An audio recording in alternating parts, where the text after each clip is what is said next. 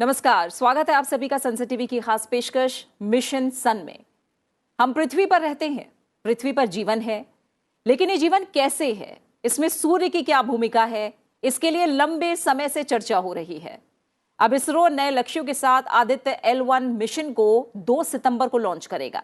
भारतीय अंतरिक्ष एजेंसी इसरो का आदित्य L1 मिशन सूर्य का गहन अध्ययन करने की दिशा में एक बड़ा कदम है। इस मिशन से मिलने वाली जानकारियां हमें सूर्य की गतिविधि और पृथ्वी पर इसके प्रभावों को बेहतर ढंग से समझने में मदद कर सकती हैं।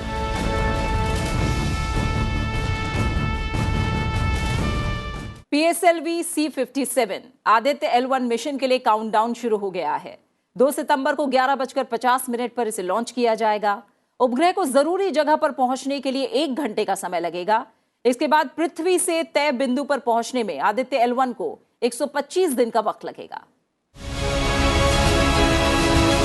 चंद्रयान 3 की ऐतिहासिक सफलता के बाद भारतीय अंतरिक्ष अनुसंधान संस्थान अब सूर्य के अध्ययन के लिए 2 सितंबर को आदित्य L1 मिशन लॉन्च करेगा। आदित्य L1 सूर्य का अध्ययन करने वाला पहला अंतरिक्ष आधारित भारतीय मिशन होगा। अंतरिक्ष यान को सूर्य पृथ्वी प्रणाली के लैग्रेंज बिंदु 1 के चारों ओर एक प्रभामंडल कक्षा में भेजा जाएगा, जो पृथ्वी से लगभग 15 लाख किलोमीटर दूर है। अंतरिक्ष यान 7 पेलोड्स लेकर जाएगा, जो फोटोस्फेयर, क्रोमोस्फेयर और सूर्य के सबसे बाहरी परत का अध्ययन करेंगे। सूर्य के अध्ययन के लिहाज से भारत का आदित्य L1 मिशन बेहद अहम है। भविष्य के लिए कई बड़े और महत्वाकांक्षी लक्ष्य तय किए हैं। जल्द ही सूर्य के विस्तृत अध्ययन के लिए ISRO Aditya L1 mission launch करने जा रहा है।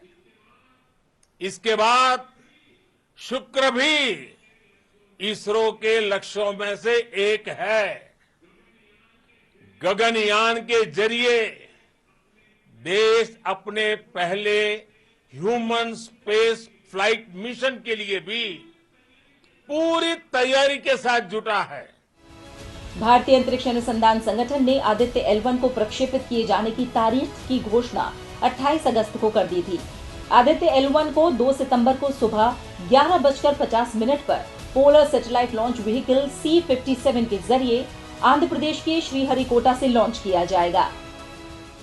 It's very important because sun plays an important role in the future of the earth. I think earth is all because of sun, but activities on sun is well studied today, and the solar eruptions, the solar activity do affect the outer planet atmosphere, and this has an impact on various activities or various magnetic and other related activities, electrical activities on the surface. So this requires a satellite to be placed at an unobstructed location, which is a very good place. L1, the Lagrangian point L1, which is between earth and moon, earth and sun, is found to be an excellent location. And we designed and developed few instruments, which is something like a coronagraph, which will look at the sun and study the corona over a long continuously and look at eruptions.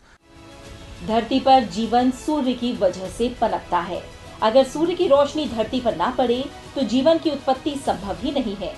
लेकिन हो सकता है एक समय ऐसा भी आए जब सूर्य से निकलने वाली ऊष्मा, प्लाज्मा या सौर हवाओं की तीव्रता इतनी तेज हो जाए कि पृथ्वी और इसकी कक्षा में काम कर रहे सैटेलाइट्स पर इसका बहुत बुरा असर पड़े। ऐसे में सूर्य के बारे में जानना जरूरी है अपनी धरती पर जीवन के लिए।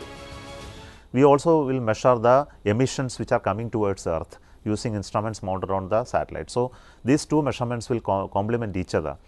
So we can event and measurements can be correlated, which is currently not possible anywhere else. So this is the uniqueness of that measurement, and over a period of long periods of observation, we will be able to make good predictive models of the activities on sun, and so that we can quickly, suppose we observe some activity there, we know after how many years, how many days or hours this activity will have an impact on Earth as well. ISRO लगातार कुछ नया कर रहा है। इसरो आज दुनिया की कुछ चुनिंदा स्पेस एजेंसियों में शुमार है। आदित्य L1 मिशन में इसरो के साथ कई अंतर्राष्ट्रीय महत्वपूर्ण एजेंसी भी सहयोगी की भूमिका में है। See, we connect with European and American agencies to help us in the various mission activities. See, for example, a satellite traveling from here to L1 point, which is almost 3 times the distance of Moon from Earth. So such a long journey, when you make that long journey, the guiding it through that up to that point is very critical. So it requires many ground stations to observe it and help us to get the data, and we have to make predictive models to correct if the path is not going correctly. So this support we get from European Space Agency and American agencies. भारतीय अंतरिक्ष agency ISRO का Aditya L1 mission सूर्य का गहन अध्ययन करने की दिशा में बड़ा कदम है। इस मिशन से मिलने वाली जानकारियां हमें सूर्य की गतिविधि और पृथ्वी पर इसके प्रभावों को बेहतर ढंग से समझने में मदद कर सकती है। ये जानकारी हमें पृथ्वी के उपग्रहों और अन्य अंतरिक्ष यान की रक्षा करने में भी मदद कर सकती है। अब बात करते हैं आखिर सूर्य मिशन क्यों जरूरी है। पृथ्वी पर जीवन और पूरे ब्रह्मांड में सूर्य की क्या भूमिका है। आदित्य L1 मिशन इस लिहाज से अध्ययन का मिशन आदित्य L1। आदित्य तो समझ आता है कि ये सूर्य का नाम है, लेकिन इसमें L1 क्या है, क्या कहते हैं इसे, इसका कोई फुल फॉर्म है क्या, ये किस काम आता है, क्या ये कोई जगह है या फिर कोई ग्रह या उल्का पिंड। जानिए L1 के बारे में सब कुछ। सूरज हमारा ऐसा तारा है जिसके बिना धरती पर जीवन की कल्पना ही नहीं की जा सकती। हमारे तारे यानी सूरज की अपनी ग्रेविटी है, यानी गुरुत्वाकर्षण शक्ति। धरती की अपनी ग्रेविटी है। अंतरिक्ष में जहां पर इन दोनों की ग्रेविटी आपस में टकराती है, या यूं कहें जहां पर धरती की ग्रेविटी का असर खत्म होता है, वहां से सूरज की ग्रेविटी का असर शुरू होता है। इस बीच के पॉइंट को लैग्रेंज पॉइंट कहा जाता है। धरती और सूरज के बीच ऐसे 5 लैग्रेंज पॉइंट चिन्हित किए गए हैं। भारत का सूर्ययान लैग्रेंज पॉइंट 1 यानी L1 पर तैनात होगा। दोनों की ग्रेविटी की जो सीमा है, वहां कोई छोटी वस्तु लंबे समय तक रह सकती है। वो दोनों की ग्रेविटी के बीच फंसी रहेगी। इससे स्पेसक्राफ्ट का ईंधन कम इस्तेमाल होता है, वो ज्यादा दिन काम करता है। जहां तक L1 की बात रही, तो ये सूरज और धरती की सीधी रेखा के बीच स्थित है। ये सूरज और धरती की कुल दूरी का 1% हिस्सा है। अब जब आपको L1 के बारे में जानकारी मिल गई, अब इसके बाद बात करते हैं आदित्य L1 मिशन की यात्रा की। आदित्य L1 अपनी यात्रा की शुरुआत लोअर अर्थ ऑर्बिट से करेगा, यानी PSLV XL रॉकेट उसे तय लोअर अर्थ ऑर्बिट में छोड़ देगा। इसके बाद 3 या 4 ऑर्बिट मैन्यूवर करके सीधे धरती के गुरुत्वाकर्षण वाले क्षेत्र यानी स्फीयर ऑफ इन्फ्लुएंस से बाहर हो जाएगा। फिर शुरू होगा क्रूज फेज। ये थोड़ा लंबा चलेगा। इसके बाद आदित्य L1 को हेलो ऑर्बिट में डाला जाएगा, जहां पर L1 पॉइंट होता है। ये पॉइंट सूरज और धरती के बीच में स्थित होता है, लेकिन सूरज से धरती की दूरी की तुलना में मात्र 1% है। इस यात्रा में इसे 127 दिन लगने वाले हैं। इसे कठिन इसलिए माना जा रहा है क्योंकि इसे 2 बड़े ऑर्बिट में जाना है। पहला कठिन ऑर्बिट है धरती के SOI से बाहर जाना, क्योंकि पृथ्वी अपने गुरुत्वाकर्षण शक्ति से उसके आसपास हर चीज को खींचती है। इसके बाद है क्रूज फेज और हेलो ऑर्बिट में L1 पोजीशन को कैप्चर करना। अगर यहाँ उसकी गति को नियंत्रित नहीं किया गया तो ये सीधे सूरज की तरफ चलता चला जाएगा और जलकर खत्म हो जाएगा। इसलिए मिशन को लेकर इसरो बेहद सतर्कता के साथ आगे बढ़ रहा है। भले ही ये भारत का पहला सूर्य मिशन है, लेकिन सूर्य पर स्टडी के लिए अब तक अमेरिकी अंतरिक्ष एजेंसी नासा, यूरोपीय स्पेस एजेंसी और जर्मन एरोस्पेस सेंटर ने अलग अलग और संयुक्त रूप से कुल 22 अंतरिक्ष मिशन भेजे हैं। आइए विस्तार से जानते हैं कि अब तक कितने सूर्य मिशन भेजे गए हैं और सूर्य के बारे में इनसे क्या क्या पता चला है।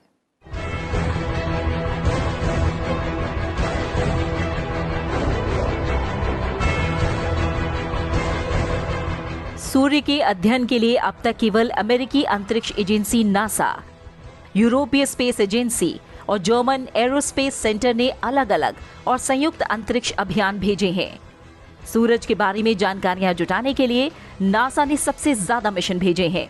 इनमें 3 प्रमुख हैं: solar and heliospheric observatory, Parker solar probe और इंटरफेस रीजन इमेजिंग स्पेक्ट्रोग्राफ। इसके अलावा नासा ने कई अन्य सूर्य मिशन भेजे हैं, जिनमें विंड, हिनोड, सोलर डायनेमिक्स ऑब्जर्वेटरी और स्टीरियो शामिल है।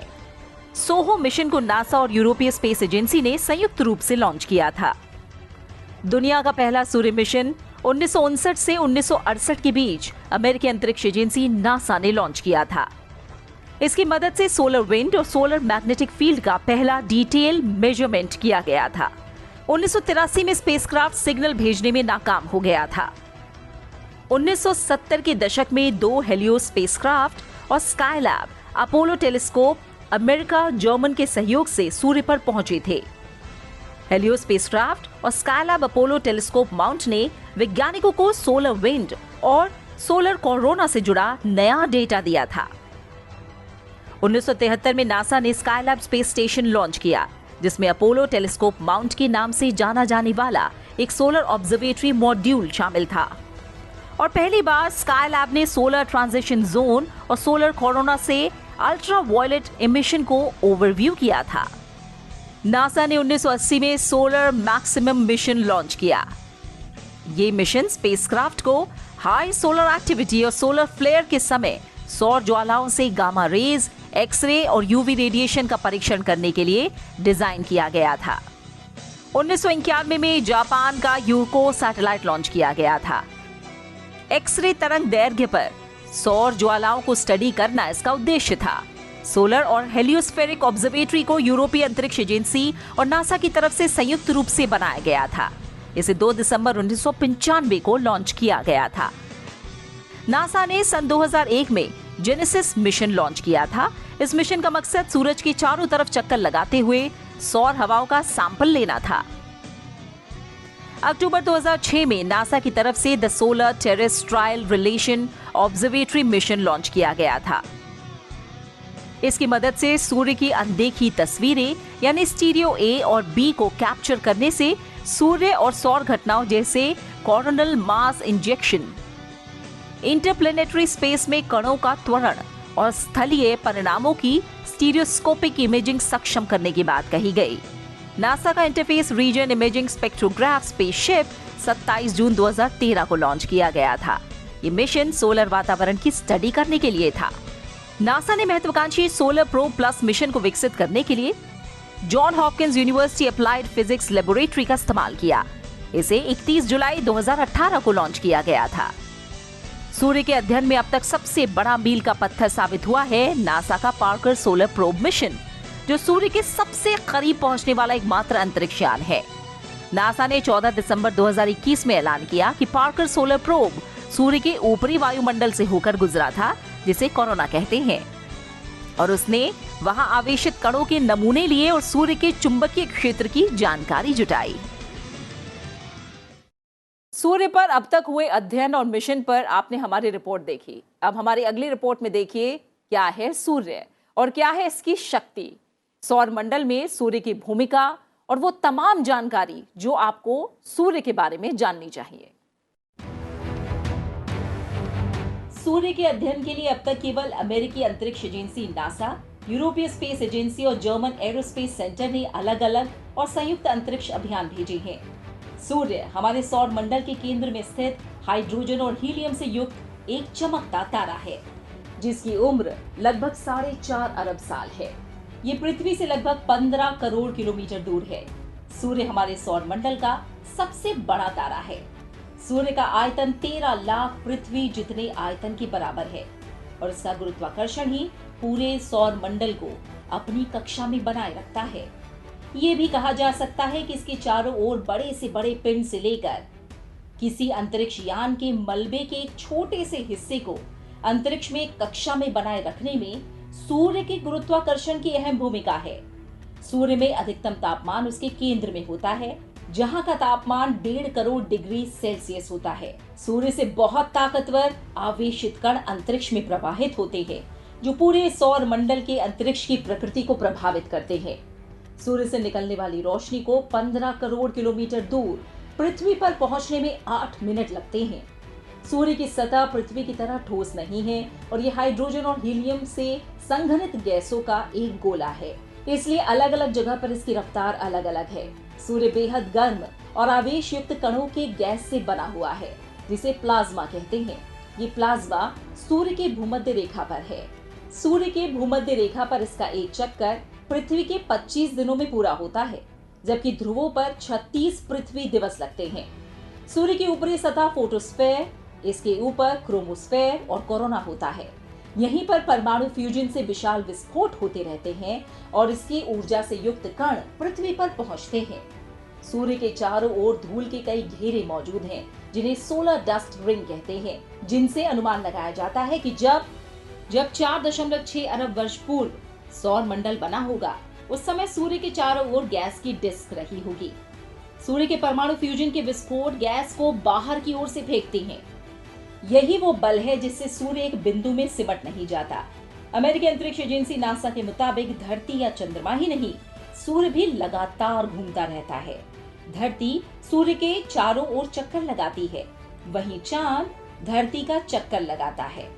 अब सवाल ये उठता है कि अगर सूर्य भी लगातार घूमता रहता है तो एक गर्म तारा किसके चारों ओर घूमता है? नासा ने बताया कि सूर्य किसी दूसरे ग्रह या तारे के चारों ओर नहीं, बल्कि अपनी ही धुरी पर घूमता रहता है। सूर्य करीब 27 दिन में अपनी धुरी पर एक चक्कर पूरा करता है। सूर्य के इस घूर्णन यानी रोटेशन का पता सबसे पहले सनस्पॉट की गति को देखकर लगाया गया था। और इसी के साथ फिलहाल हमारी खास पेशकश मिशन सन में अभी के लिए इतना ही। आप हमारे इस कार्यक्रम को YouTube चैनल पर भी देख सकते हैं। अपना अच्छे से ख्याल रखिए और मुझे दीजिए इजाजत। नमस्कार।